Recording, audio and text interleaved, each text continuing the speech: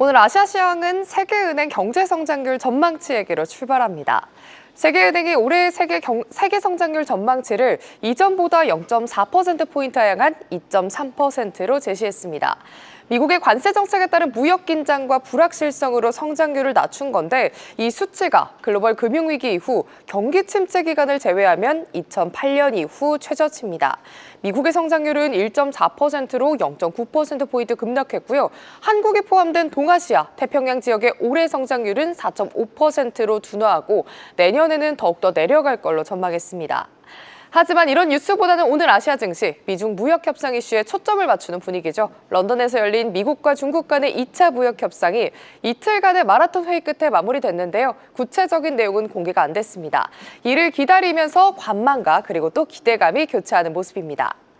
당사자인 중국 증시는 기대감 쪽에 무게를 두면서 상승세를 보이고 있습니다. 이틀간의 무역 협상을 벌인 끝에 합의점이 도출됐다는 보도가 나오면서 상승 동력을 얻은 건데요. 아직 세부 내용이 공개되진 않았지만 합의 도출에 힘을 실으면서 눈에 띄는 테마들이 있습니다. 바로 히토류 수출이 재개될 가능성이 부각되면서 히토류단에서 장 초반부터 힘을 내주고 있습니다. 또 수출 규제 완화 가능성의 자동차, 철강, 태양광단에서도 시세를 내주고 있는데요.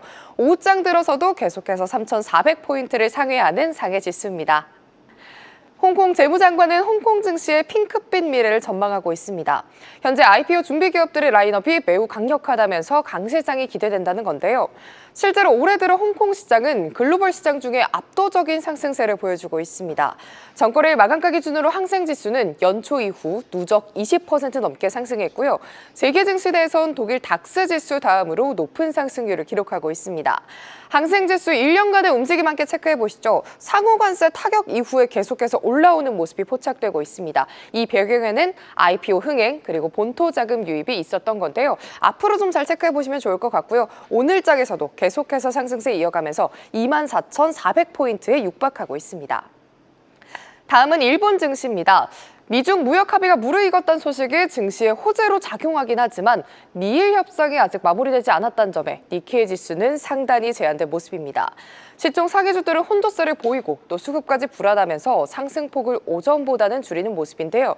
그래도 니케이 지수가 4거래일째 빨간불을 켜면서 고점을 높여가고 있습니다. 오후장에서도 견조하게 탄력을 지켜나가는 모습이죠. 현재는 0.6% 상승한 38,450선 지나가고 있습니다. 지금까지 아시아 주요 증시 시황 전해드렸습니다.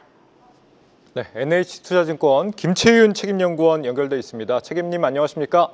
안녕하세요. NH투자증권 김채윤입니다. 예, 요즘 일본 증시도 부럽지가 않습니다. 일본 증시 대비 지금 우리 코스피는 올 들어서 수익률이 지금 20%를 돌파했으니까요. 일본 증시도 근데 오늘 나쁜 흐름은 아니네요.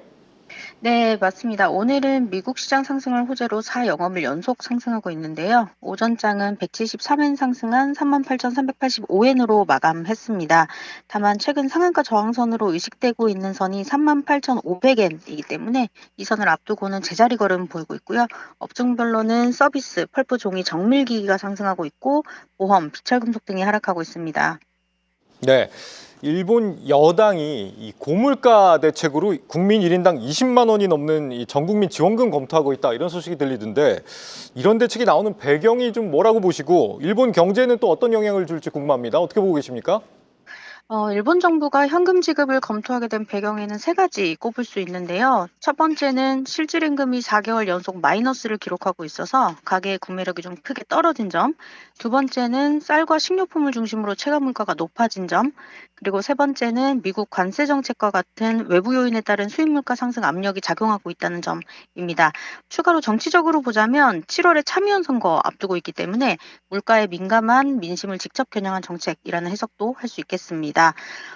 현금 지급은 단기적으로는 소비 진작 효과가 일부 있을 수는 있습니다. 2020년 코로나 시기의 사례를 보면은 10만 엔을 지급을 했는데 당시에도 소비가 소폭 늘었었거든요. 하지만 일본 가계는 기본적으로 저축 성향이 좀 강하고 이번 지급도 일회성에 그칠 가능성이 좀 높기 때문에 장기적인 소비 회복에는 한계가 있다라고 보고 있습니다.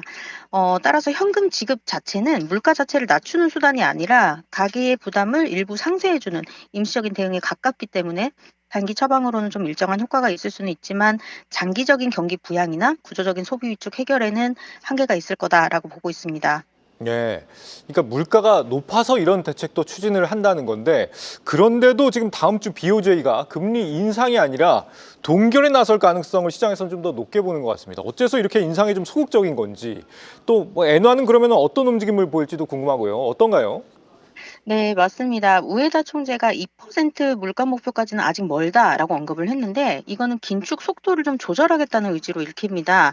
특히 중소기업의 임금 인상이 충분히 확산되지 않았다라는 점을 지적하면서 당분간은 추가 금리 인상에 신중할 것이라는 인상을 줬거든요. 그러니까 즉 긴축을 멈춘다는 게 아니라 서두르지 않겠다라는 시그널이라고 보고 있습니다. 따라서 이번 회의는 기준금리를 동결할 가능성이 매우 높다고 보는데요. 핵심은 장기국채 매입 규모의 조정 여부입니다. BOJ는 이미 YCC를 종료했기 때문에 이제는 시장 금리에 맞춰서 국채 매입을 줄이느냐가 좀 주요 변수가 될 것 같고요. 그런 의미에서 이번 회의는 긴축의 다음 단계로 나아가는 신호를 좀 줄 수 있다고 보고 있습니다. 환율을 보자면 금리 동결 가능성이 좀 높다는 점에서 BOJ 회의 전까지는 엔화는 약세를 보일 가능성이 좀 높다고 보고 있는데 만약에 BOJ가 장기채 매입 축소라든지 이런 매파적인 메시지를 좀 동반을 한다면 회의 당일에는 일시적으로 강세 전환도 나타날 수도 있습니다. 다만 그 메시지가 점진적이라는 전제를 깐다면 금방 약세 흐름으로 좀 복귀할 거다 이렇게 보고 있는데요. 따라서 정리하자면 중장기적으로는 이전에 말씀드렸던 것처럼 미일 금리차 축소에 따른 완만한 엔화 강세 전환이 맞지만 단기적으로는 엔화 약세에 베팅하는 포지션이 여전히 유효하다라고 보고 있고요. 다만 BOJ 회의에서 장기채 매입 축소가 발표되거나 다음 달 7월에 있을 회의에서 금리 인상 가능성을 좀 시사할 경우로는 엔화 강세로의 반전이 나올 수도 있기 때문에 방향성보다는 속도나 시점의 미세 조정이 좀 중요한 구간이다라고 보고 있습니다. 예. 연구원님 오늘 말씀 여기까지 듣겠습니다. 말씀 잘 들었습니다. 네, 감사합니다. 네, NH투자증권 김채윤 책임연구원이었습니다. 아시아 증시 주요 뉴스입니다.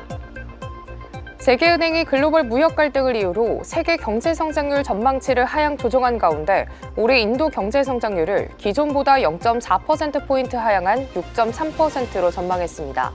하지만 세계은행은 저평가와 수급을 바탕으로 인도가 주요 세계 경제 중 가장 빠르게 성장할 걸로 예상했습니다. 일론 머스크의 위성통신 기업 스타링크가 2개월 내로 인도에서 운영을 시작합니다. 머스크 CEO의 인도 방문이 예고된 가운데 스타링크 외에도 테슬라의 인도 공장 설립 가능성도 함께 주목받고 있습니다.